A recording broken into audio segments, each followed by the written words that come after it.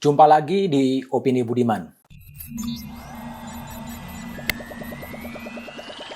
Selamat tahun baru, tahun 2022 sebagai tahun awal menuju tahun politik 2024. Pada akhir tahun 2021, SMRC merilis hasil survei terkait pemilu presiden 2024. SMRC dalam surveinya menunjukkan bahwa calon Presiden Prabowo Subianto dalam posisi yang seimbang dengan posisi Ganjar Pranowo, Gubernur Jawa Tengah, menyusul kemudian Gubernur DKI Jakarta Anies Baswedan. Survei SMRC yang diambil pada 8 dan 16 Desember 2021 boleh jadi menjadi survei politik terakhir di tahun 2021. Survei SMRC itu menunjukkan bahwa tren elektabilitas Menteri Pertahanan Prabowo Subianto dalam posisi yang stagnan dalam 1 tahun terakhir.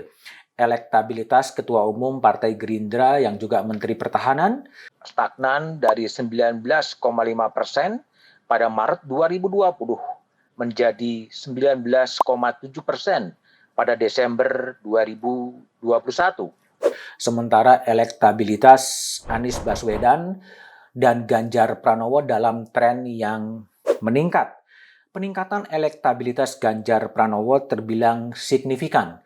Dalam 1 tahun, elektabilitas Gubernur Jawa Tengah ini meningkat tajam dari 6,9% pada awal tahun menjadi 19,2% pada Desember 2021.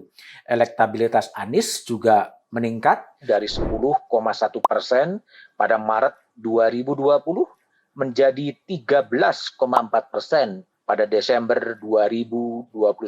Perkiraan elektabilitas itu diambil dalam pertanyaan simulasi semi terbuka terhadap 15 calon. 3 nama capres potensial itu tak banyak berubah dari berbagai lembaga survei. 3 nama itu adalah Prabowo Subianto, Ganjar Pranowo, dan Anies Baswedan yang selalu muncul dalam 3 besar versi lembaga survei. Namun pertanyaan mendasar yang selalu kemudian dipertanyakan, dari mana mereka akan maju? Karena mereka tidak mungkin bisa maju kalau tidak ada partai politik atau gabungan partai politik yang kemudian mengusungnya. Hanya PDI Perjuangan yang punya tiket untuk mengajukan sendiri, tapi rasa-rasanya PDI Perjuangan tidak akan juga berani sendirian mengusung calon presiden. Apakah PDI Perjuangan akan mengusung Ganjar Pranowo atau mengusung Puan Maharani, itu masih menjadi hak prerogatif dari Ketua Umum PDI Perjuangan Megawati Soekarno Putri. Dari semua calon presiden, hanya Gerindra yang bisa dan sekaligus ketua umum partai politiknya bisa menjadi calon presiden, tetapi Gerindra juga tidak bisa sendirian maju sebagai calon presiden. Anies Baswedan, meskipun namanya berada di 3 besar, belum ketahuan siapa partai politik yang bakal mengusungnya.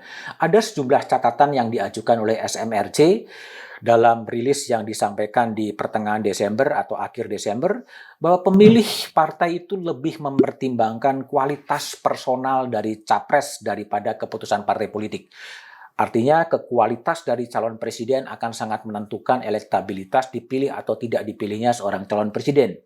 Dukungan pemilih partai terhadap capres yang diusung partai akan menurun signifikan jika capres yang diusung oleh partai politik itu tidak disukai oleh masyarakat pemilih. Ini tentunya akan menjadi pertimbangan bagaimana dialektika antara partai politik dan pasar pemilih.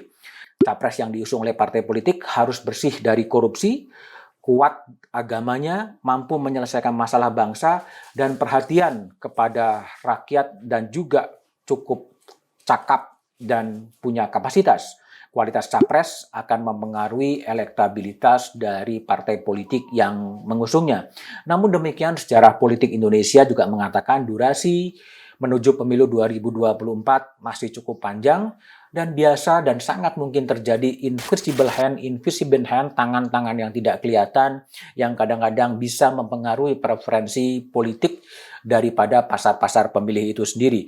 Dan yang juga menjadi penting adalah faktor luck, faktor keberuntungan yang akan menentukan siapa yang akan menggantikan Presiden Jokowi yang akan berakhir masa jabatannya di 20 Oktober 2024. Apapun yang terjadi, tentunya mari kita tetap membantu bangsa ini dengan tetap bisa mendorong pemilu demokratis dan bantu negara ini dengan tidak melakukan korupsi.